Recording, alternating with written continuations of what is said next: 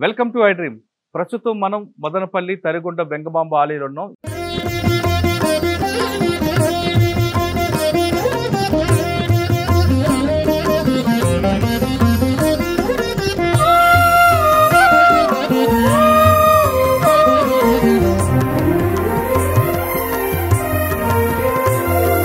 ఇక్కడ లక్ష్మీ నరసింహస్వామి టెంపుల్ ఉంది.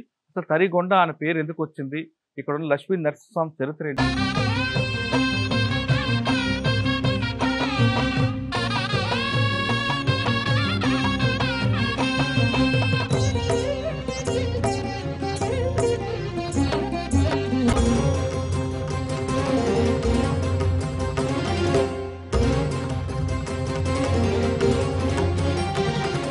ప్రస్తుతం ప్రధాన పూజారి గారు ఉన్నారు. నేను చాలా విషయాలు తెలుసుకుందాం. సార్ నమస్కారం.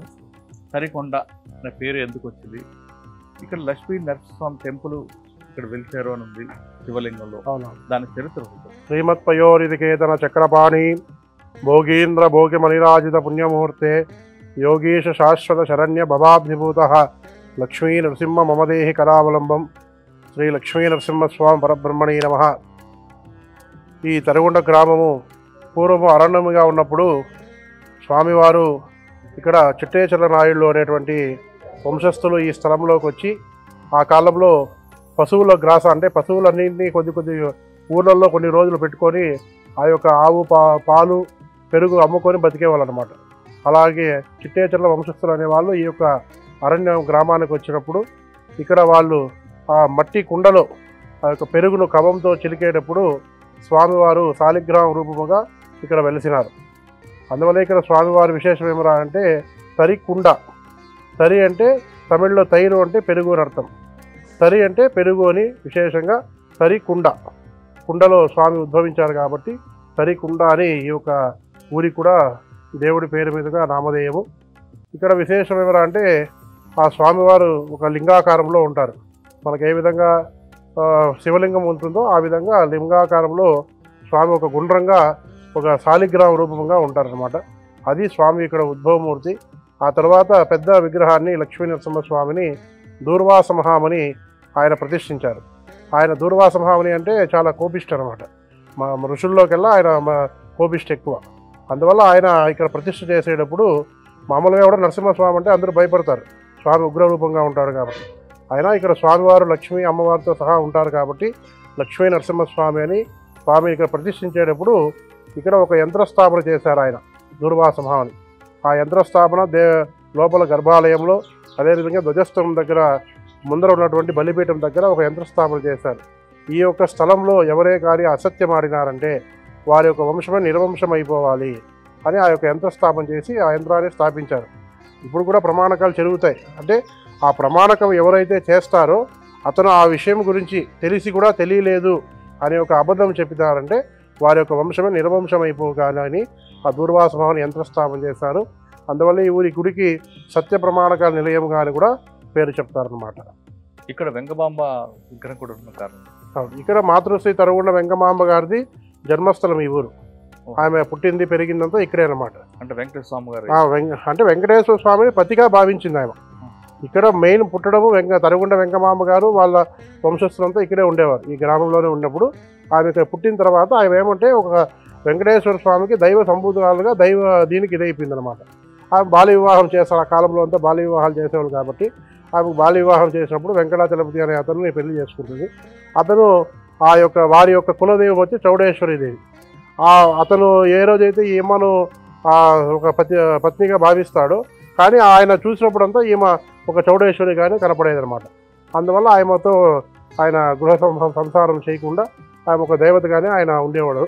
కానీ కొద్ది అనాకాలంగా అతను చనిపోతాడు. అప్పుడు ఈమెను విధవరాలు చేయాలని చెప్పేసి అప్పుడు ఆచారాల వల్ల ఆమెను గుండు తీయడము, ఈ గాజులు ఇవన్నీ తీసేయాలని చెప్పేసి ఆమెను ఈ యొక్క గ్రామ పెద్దల వాళ్ళంతా హింసిస్తారనమాట. అప్పుడు ఆమె ఏం చేస్తుందంటే నాకు నా శ్రీనివాసుడే పతి కాబట్టి నేను ఆయన ఉన్నంత వరకు నేను ఎప్పుడు దీర్ఘ సుమంగళిగానే ఉంటాను, అవన్నీ తీను అని చెప్పేసి ఆమె మొండి కూర్చుంటుంది. అప్పుడు ఇక్కడ మనకు నియరెస్ట్గా పుష్పగిరి పీఠాధిపతి ఉన్నారు మన కడప దగ్గర పుష్పగిరి. ఆ పుష్పగిరి పీఠాధిపతులు ఆ కాలంలో వచ్చి ఆమెను పరీక్షిస్తారు, ఎందుకు ఈ విధంగా చేస్తుంది ఏమని చెప్పి. అప్పుడు వాళ్ళు కూడా ఆ యొక్క దైవ దీనికి వాళ్ళు కూడా ఇది అప్పుడు ఆమెను మీరు ఒక దైవంగానే చూడండి అని చెప్పి చెప్పినప్పుడు ఆమె ఆమె మామూలుగా శురాధికం అంటే గుండు తీయించడం చేస్తుంది. కానీ స్వామివారి కోనేరులో పోయి ఆమె మునిగి వచ్చిందంటే మళ్ళీ మామూలు యథాప్రకారం వెంట్రుకలన్నీ అలాగే ఉండేదన్నమాట. అందువల్ల ఆమె నేను ఎప్పుడూ నిత్య సుమంగళి, నా శ్రీనివాసుడు ఉన్నంత వరకు నేను నిత్య సుమంగళిగా ఉంటాను అని చెప్పేసి ఆమె శ్రీనివాసుడినే పతిగా భావించింది. నరసింహస్వామి అనే ఆయన ఎందుకంటే ఇక్కడ మెయిన్ ప్రధానంగా ఏమంటే వారి యొక్క కులదైవం నరసింహస్వామి. అందువల్ల ఇక్కడ ఫస్ట్ ప్రధానంగా అమ్మవారిని మహాద్వారంలో ఎంటర్ అవుతారు. మహాద్వారంలో అమ్మవారిని దర్శనం చేసుకొని గుడి ప్రదక్షిణగా వచ్చి ఆ పక్క ఆదిలక్ష్మి సిద్ధలక్ష్మి అమ్మవారిని చూసుకొని లోపల నరసింహస్వామి ప్రధానంగా ఉంటారు. అదేవిధంగా లోపల మనకు గర్భాలయంలో ఆంజనేయ స్వామి గుడి ఉంది. ఆ ఆంజనేయ స్వామి వెనకాల ఆ కాలంలో స్వరంగం ఉంది. ఈ తరగొండ వెంగమాంబ గారు ఇక్కడ సుప్రభాత సేవ చూసుకొని ఆ స్వరంగం మారకుండా రోజు తిరుమల కొండకు వెళ్తా ఉంది. అక్కడికి వెళ్ళి అక్కడ రాత్రి నారాయణ ఉద్యానవనంలో ఆమె తులసీమాల కట్టుకొని రాత్రి గర్భగుడిలోకి వెళ్ళి స్వామివారికి ఏకాంత సేవ అయిపోయిన తర్వాత తులసీమాల సమర్పణ చేసేసి మళ్ళీ తెల్లవారు సుప్రభాతానికి మళ్ళీ ఇక్కడికి వస్తారండి. ఒక నైట్లోనే మన కొండకు పోయేసి వచ్చేసారనమాట. అంత దైవ సంభూతురాలు అనమాట. అక్కడ స్వామివారి అక్కడ ఏకాంతం అయిపోతానే అక్కడ చిట్ట చివరి ఆరుతుంది. ఆమె అక్కడే కొండ మీదే వరాహస్వామి గుడి దగ్గర పక్కన ఒక స్కూల్ ఉంది. ఆ స్కూల్ మధ్యలో ఆమె జీవ సమాధి అయిపోయినారు.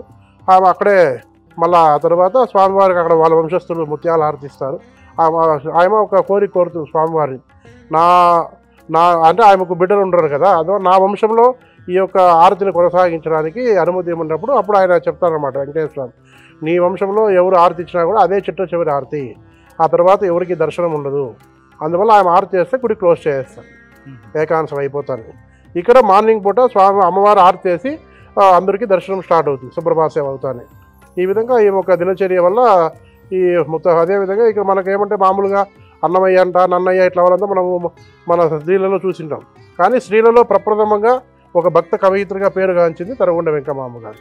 అంటే ఇక్కడ ఈ గుడికి తిరుమల కొండకి అంత ప్రావిష్యం ఉందన్నమాట. ఇక్కడ అయిన తర్వాత అక్కడ అవును, ఇక్కడ సుప్రభాత సేవ చూసుకొని రాత్రికి అక్కడికి వెళ్ళేది. సార్ ఇక్కడ ఈ గుండి మన లక్ష్మీ నరసింహ ఆలయం అనేది సంవత్సరంలో ఎప్పుడు ఉత్సవాలు జరుగుతుంటే ఎప్పుడు భక్తులు ఎక్కువ రద్దీ ఉంటారు? ఇక్కడ మనకు మామూలుగా డైలీ ఉదయం వచ్చి 6 నుంచి 12 వరకు ఉంటుంది మార్నింగ్ పూట.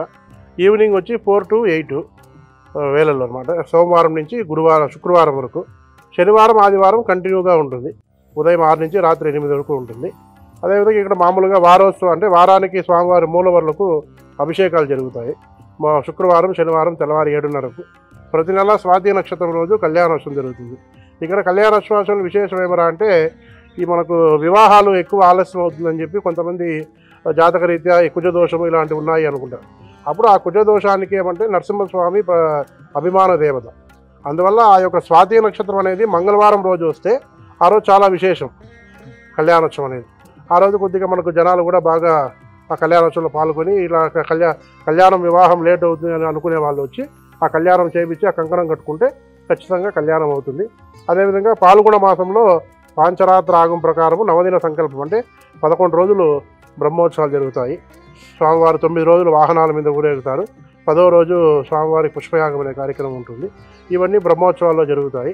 పవిత్రోత్సవాలు ఆశ్వేజ మాసంలో పవిత్రోత్సవాలు జరుగుతాయి.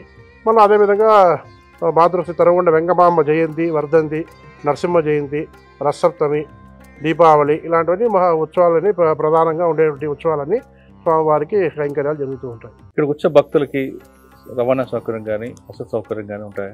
ఇక్కడ ప్రస్తుతానికైతే రవాణా సౌకర్యం అంటే మనం మదనపల్లి నియరెస్ట్ మనకు సెంటర్ అంటే మనకు మదనపల్లి కొద్దిగా పెద్దది. కానీ మదనపల్లికి మనకు ఇట్లా తిరుపతి నుంచి వచ్చే వాళ్ళకు వాయిల్పాడు నుంచి ఒక 7 కిలోమీటర్లో మనకు తరగొండ గ్రామం ఉంటుంది. ఈ పక్క వచ్చేసి గురంకొండ దిగి ఇట్లా రావచ్చు. కానీ ఇక్కడ మనకు వసతులు అంటే ఉండడానికి అకామిడేషన్ అలాంటివి అయితే లేదు. మనం వాయిల్పాడు కానీ మదనపల్లిలో ఎక్కడైనా ఉండాలి. మార్నింగ్ పూట మనము వచ్చి దర్శనం చేసుకోవాలి. పెళ్లి కాని వాళ్ళు ఎవరైనా కుజదోషం ఉందని భావిస్తే ఖచ్చితంగా ఇక్కడ రండి, ఇక్కడ స్వామిని దర్శించుకుంటే మీకు వివాహం అవుతుందంటూ పూజారి గారు చెప్తున్నారు. ఇక్కడికి వచ్చే భక్తులు కూడా ఉండడానికి లేకపోయినా దగ్గరలో వాయిల్పాడు, చిత్తూరు, బదనపల్లి ప్రాంతాలు ఉన్నాయి కాబట్టి ఖచ్చితంగా స్టే చేయొచ్చు. తిరుమలకు వచ్చే భక్తులు కూడా ఇక్కడికి వస్తే మీరు అనుకుని సాధిస్తారంటూ పూజారి గారు చెప్తున్నారు. కెమెరామెన్ శంకర్తో మురళీధర్, ఐ డ్రీమ్, తరిగొండ.